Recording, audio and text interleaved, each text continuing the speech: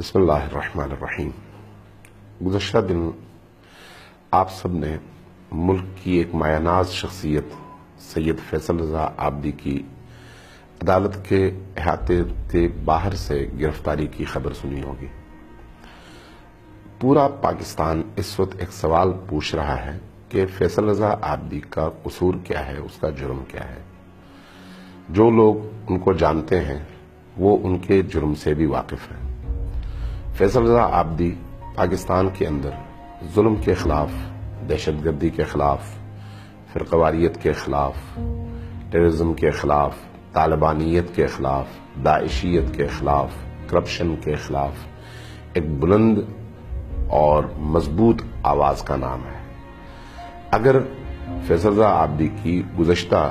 چند سالہ کارکردگی کو اور اس ملک کے اندر اس کی خدمات کو دیکھا جائے تو اس زمانے میں جب کوئی شخص طالبان کے خلاف آواز اٹھانے کی جرأت نہیں کرتا تھا، فیصل رضا عابدی ان معدود چند افراد میں سے ہے جس نے طالبانیت کے خلاف اور دہشت گردی کے خلاف بھرپور آواز اٹھائی اور بڑی مضبوط اور مؤثر آواز اٹھائی۔ یہ وہ شخص ہے جس نے یمن کے مظلوموں کی حمایت میں آواز اٹھائی۔ یہ وہ شخص ہے جس نے سیریا کے مظلوموں کی حمایت میں آواز اٹھائی۔ یہ وہ شخص ہے جس نے پاکستان میں مسنگ پرسنز کی حمایت میں اور ان کو اٹھانے والے ظالموں، جابروں اور قاتلوں کے حوالے سے آواز اٹھائی۔ یہ وہ شخص ہے جس نے پاکستان کے اندر ٹارگٹ کلنگ کے خلاف ایک بھرپور آواز اٹھائی۔ یہ وہ شخص ہے جس نے پاکستان کے اندر بے انصافی اور ناانصافی کے جو بڑے بڑے مظاہرے آپ سب کے سامنے ہیں، ان تمام ناانصافیوں کے کیسز میں اس شخص نے آواز اٹھائی۔ کیا ہوا کہ اچانک ایک ایسا شخص جس کو عدالت میں جب طلب کیا گیا وہ عدالت میں خود حاضر ہوا تو عدالت سے باہر نکلتے ہی پولیس نے اس کو گرفتار کر لیا۔ کیا ہوا کہ اس شخص کے خلاف ایک ساتھ ایک جرم کے حوالے سے 3 مختلف FIR درج کی گئیں، 3 مختلف تھانوں میں درج کی گئیں، اور درج کرنے والے پس پردہ ہیں، چھپے ہوئے ہیں، اور کوئی یہ بتانے کو تیار نہیں ہے کہ کس قانون کے تحت آپ نے ایک شخص کے خلاف ایک جرم یا ایک الزام کے تحت 3 مختلف جگہوں میں 3 مختلف FIR کاٹی ہیں اور ان کو 3 مختلف ججوں کے سامنے پیش کیا جا رہا ہے۔ ہم کبھی بھی پاکستان میں قانون کے خلاف اٹھنے والے اقدامات کی حمایت نہیں کرتے، ہم قانون دوست لوگ ہیں، لیکن قانون کا اپنا ایک دائرہ کار ہے۔ قانون 2 طرح کے نہیں ہوتے، قانون ایک ہی ہوتا ہے۔ قانون غریب کے لیے الگ اور امیر کے لیے الگ نہیں ہوتا۔ قانون طاقتور کے لیے الگ اور کمزور کے لیے الگ نہیں ہوتا۔ قانون کسی ایک مسلک کے لیے اور دوسرے مسلک کے لیے اور نہیں ہوتا۔ قانون کی نظر میں فرقے الگ الگ نہیں ہوتے، تمام فرقوں کے لیے اور تمام ادیان کے لیے اور معاشرے کے تمام لوگوں کے لیے قانون ایک ہی ہوتا ہے۔ اگر عدلیہ کے حوالے سے یا چیف جسٹس کے حوالے سے کسی سخت جملے کو قانون کی گرفت میں لایا جانا ضروری ہے تو پھر کیا پاکستان کے اندر سیاستدانوں کی کمی ہے،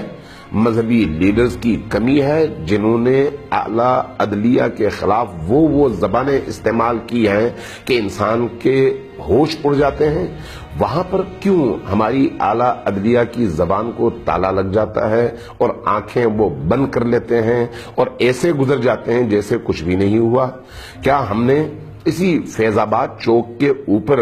ان تقریروں کو آج بھی نہیں سنا اور نہیں دیکھا جس میں ننگی ترین گالیاں چیف جسٹس کے حوالے سے اور عدالتی پاکستان کے نظام کے حوالے سے دی گئیں؟ وہاں پر یہ قانون حرکت میں کیوں نہیں آیا؟ وہ سیاستدان جنہوں نے اسی اعلیٰ عدلیہ کے خلاف وہ زبان استعمال کی جس کو سن کر انسان کانوں کو ہاتھ لگاتا ہے، وہاں پر کیوں یہ اعلیٰ عدلیہ اور یہ قانون حرکت میں نہیں آیا؟ فیصل رضا عابدی جو خود قانون کے سامنے پیش ہوا اور فیس کر رہا ہے، اس کے خلاف کس قانون، کس اخلاق اور کس ضابطے کے تحت ایک الزام میں 3 مختلف قسم کی FIR مختلف قسم کے تھانوں میں درج کی جاتی ہیں اور کس کے ایما اور کس کے کہنے پر درج کی جاتی ہیں۔ اس کا مطلب یہ ہے کہ یہاں پر مسئلہ قانون کا نہیں ہے، ایک شخص کی انا کا ہے۔ اس کا مطلب یہ ہے کہ فیصل رضا عابدی کو اکیلا شخص سمجھ کر اس طرح کا رد عمل دینے کی کوشش کی گئی ہے۔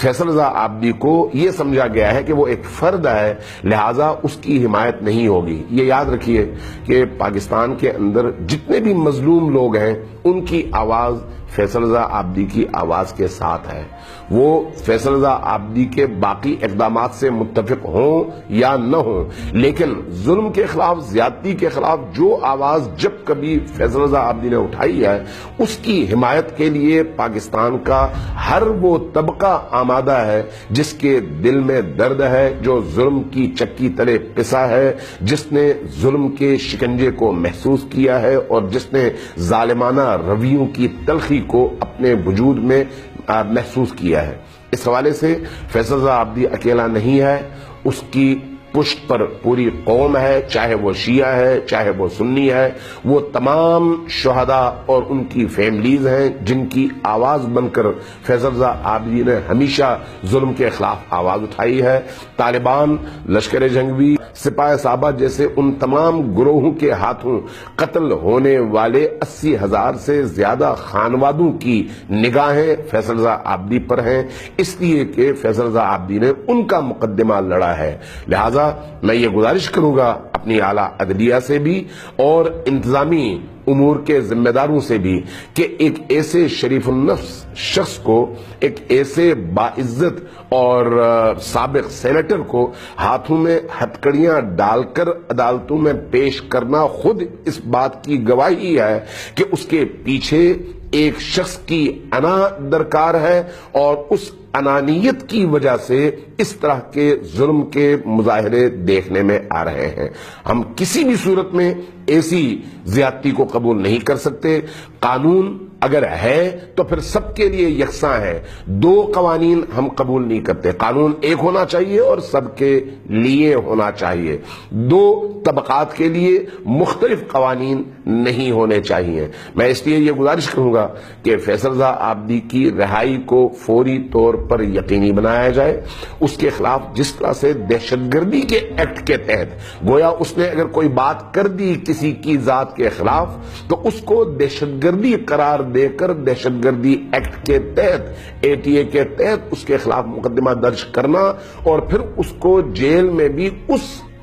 حصے میں رکھنا جو خطرناک ترین دہشت گردوں کے لیے معین ہے، تو اس کا مطلب یہ ہے کہ پیچھے بہت بڑی بدنیتی ہے اور ایسے لوگ موجود ہیں جن کو انصاف چھو کر بھی نہیں گزرا، چاہے انہوں نے انصاف کا بہت بڑا علم ہاتھ میں اٹھا رکھا ہو۔ میں اس لیے یہ عرض کروں گا کہ ان زیادتیوں کا ازالہ کیا جائے، فیصل رضا عابدی کے کیس کے حوالے سے شفاف طور پر تحقیق ہو اور فوری طور پر ان کی رہائی کا بندوبست کیا جائے، ورنہ لوگوں کے اندر جو بے چینی ہے،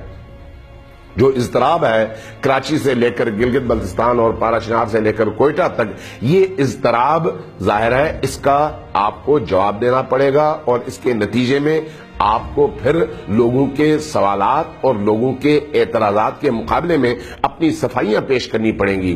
اس لیے میں یہ گزارش کروں گا کہ فیصل رضا عابدی کی رہائی کو پہلی فرصت میں یقینی بھی بنایا جائے اور ان کے خلاف جو بے بنیاد، جھوٹے، انانیت پر مبنی اور ایک فرد کی انا پرستی کے نتیجے میں بننے والے کیسز ہیں ان کو فوری طور پر ختم کیا جائے۔ والسلام علیکم ورحمۃ اللہ وبرکاتہ۔